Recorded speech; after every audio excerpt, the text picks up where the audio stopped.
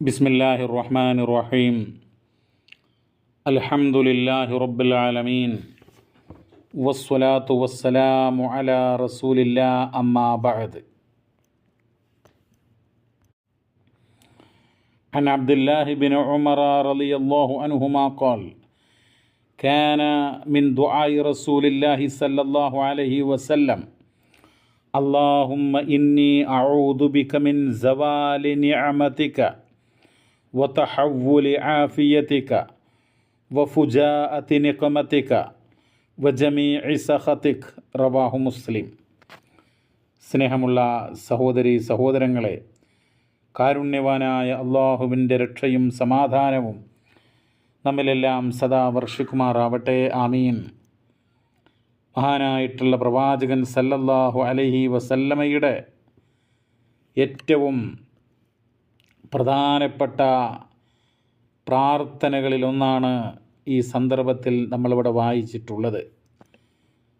വളരെ അർത്ഥസമ്പന്നമായിട്ടുള്ള ആ പ്രാർത്ഥന നമ്മൾ അതിൻ്റെ പ്രാധാന്യം മനസ്സിലാക്കുകയും അതിൻ്റെ അർത്ഥം അറിയുകയും ഏറെയേറെ മനസ്സിൽ തട്ടി അത് അള്ളാഹുവിനോട് പ്രാർത്ഥിക്കുകയും ചെയ്യേണ്ടത് ഓരോ വിശ്വാസിക്കും വളരെ പ്രധാനപ്പെട്ട കാര്യമാണ്.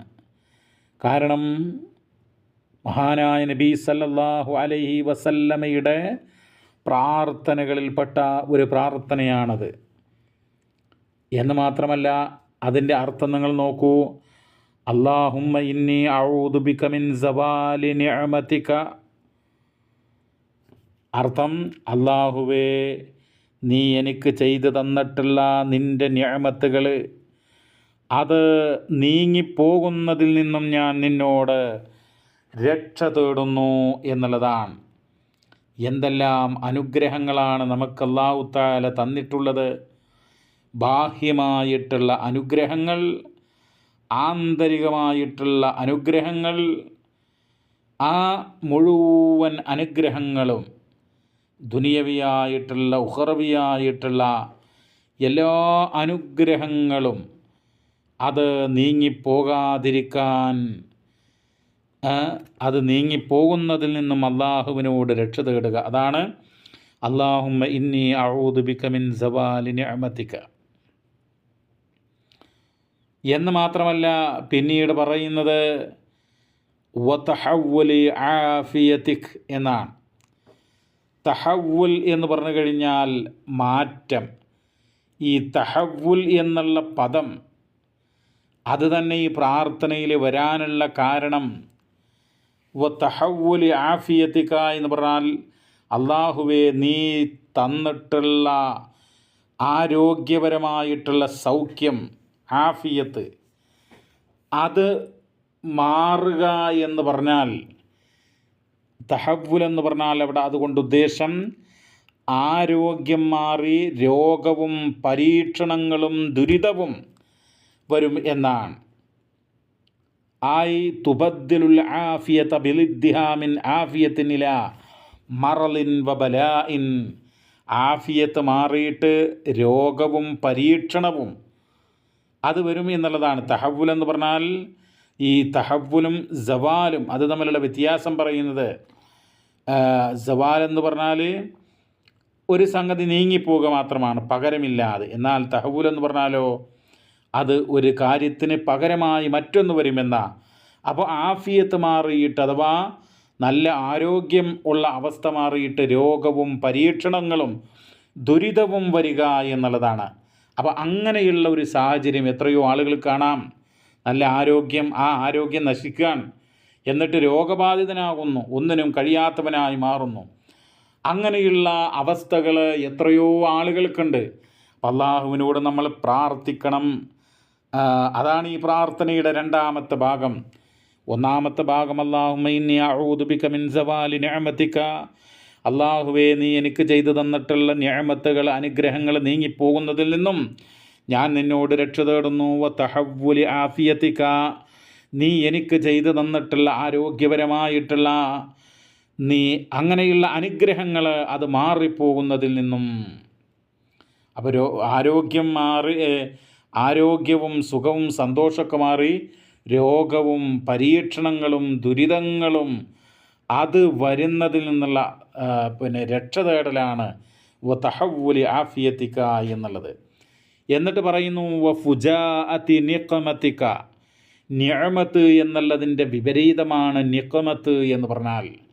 നിഖമത്ത് എന്ന് പറഞ്ഞാൽ ശിക്ഷ, വിപത്ത്, അതൊക്കെ പെട്ടെന്ന് അപ്രതീക്ഷിതമായിട്ട് പിടികൂടുന്നതിൽ നിന്നും അള്ളാഹുവേ നിന്നോട് രക്ഷ തേടുന്നു എന്നാണ്. ഫുജ്അത്ത് എന്ന് പറഞ്ഞു കഴിഞ്ഞാൽ, ഫുജാഅത്ത് എന്ന് പറഞ്ഞാൽ ബഗ്തത്ത്, പെട്ടെന്ന് വരിക, അപ്രതീക്ഷിതമായിട്ട് വരിക.